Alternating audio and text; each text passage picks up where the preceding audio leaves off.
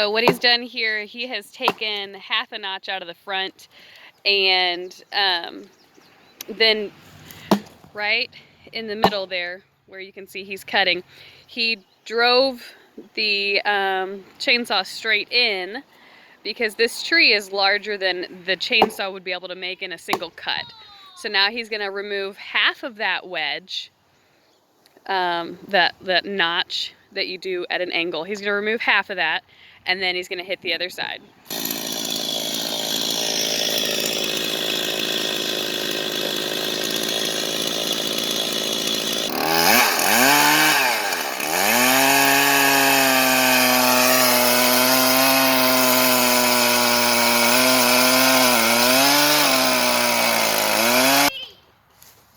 All right, we got the notch cut out. What is next? Kind of the notch is cut out. You see, because the tree, Asher, stay away from there. Because the tree is wider than the saw, we had to make a couple of in cuts. And you see, I hit on the stump here a little bit. That's okay, because the stump is doing nothing for us at this point. The hinge here between the wood, this wedge and the back cut is what I'm most concerned about at this point. But we need to get all of this stuff out of there. You know, all this little chippies and all that kind of jazz. We'll get all that out of there so it's a nice clean line. We'll show you before that's ready to go. You can see it's kind of tilted downwards towards this way a little bit, looks like. With the way the tree is leaning heavy that way, I don't think that's the end of the world. I'd much rather lean this way than the other way towards the garage.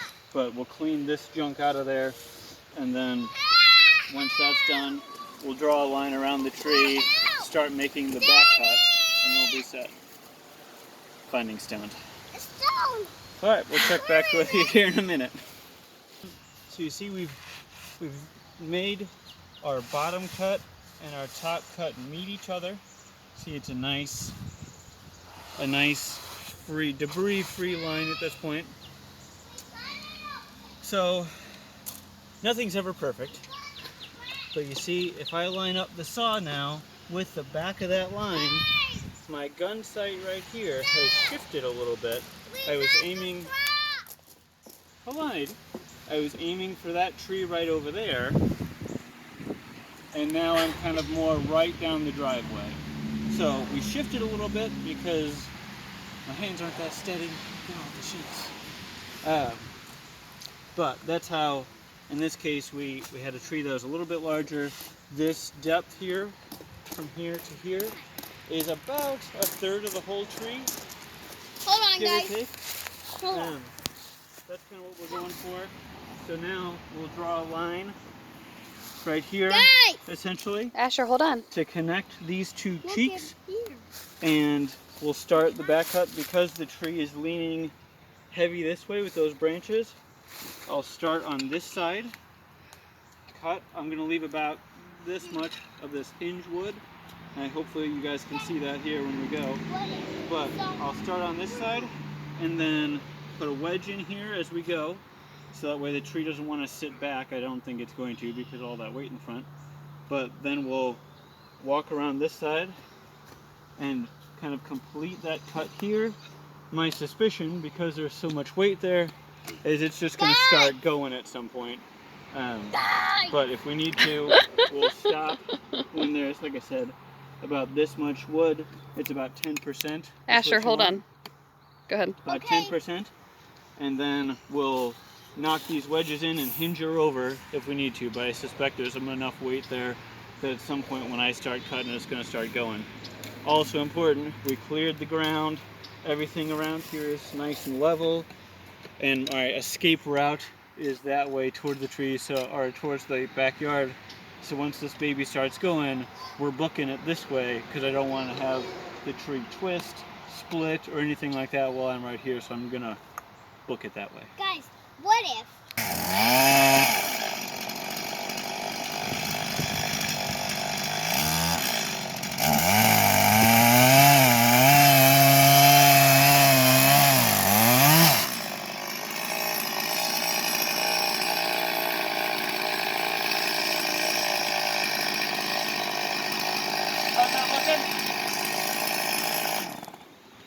You are angled just slightly, and actually your blade is tipped up.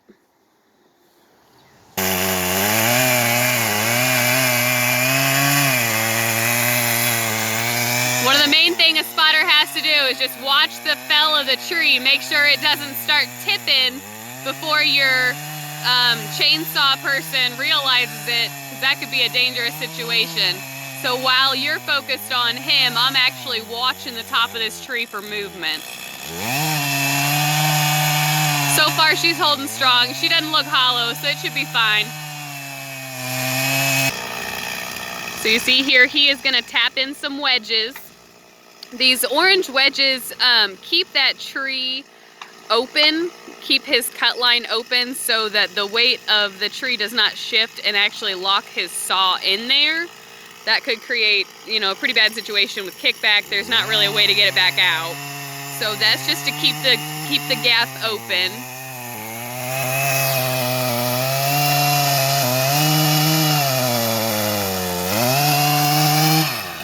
Top of that tree is still holding pretty steady.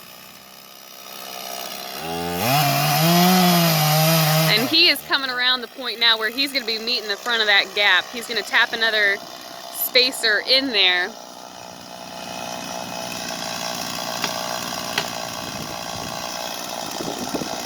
And as you said before, the idea is that with those spacers you can create, they're angled, you can create more gap on this side and essentially push that tree gap forward.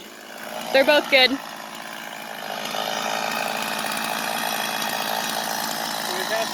He's right there. I'm watching them, you do you. All right, so he's coming around to this other side.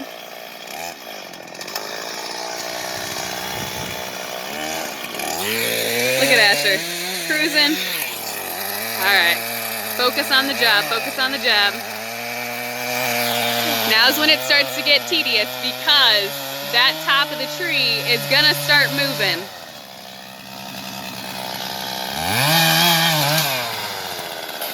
It's actually easier to see it from the side.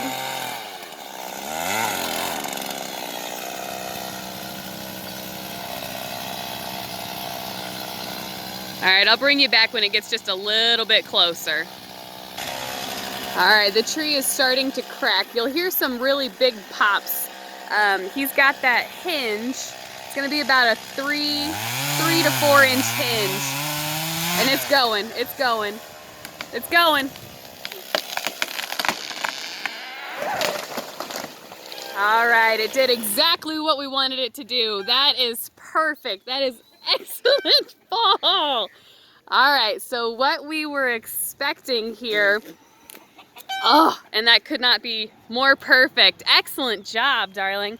So we were worried about this long branch right here hitting the garage, and that's actually why we were going to take out a wedge here. We were originally going to drop this whole branch, but the way that we were perched up there was really precarious, and we just didn't like it. So what we ended up doing was notching it out and saying, well, if we lost the garage, it's better than losing my husband, so that would be fine. And I told him I think it's gonna touch down first and then roll the tree a little bit back toward the house right into that center garden. And fortunately, that is exactly what happened. He notched it out really nice and came around just perfect. So if you want to look a little bit closer here, this was that front notch that he took out, you can see here, and then he was cutting in from the back. This is that hinge material that he was talking about. That's about 3 inches right there. That is all that holds your tree together while you tap it in with those orange spacers, the wedges from the back.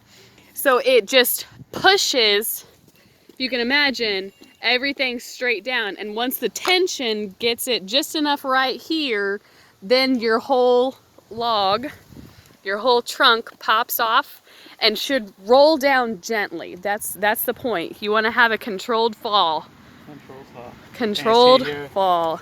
ideally, you'd have this hinge wood be the same width all the way across, and it looks pretty good. Pretty close. There's a little bit right there that we dove into, but pretty good. I don't know if you saw how well you saw it fall, but it went down pretty much right. We had those branches that were hanging low. It hit those branches, rolled over towards the driveway, which is great, not towards the garage.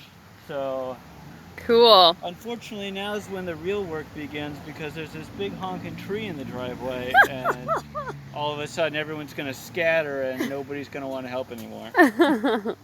All right, guys, looks like we've got some cleanup work to do. Asher's already over there with the loppers. He's gonna go take off some branches for us and maybe do a little dance. All right, we'll see you on the next one. Bye.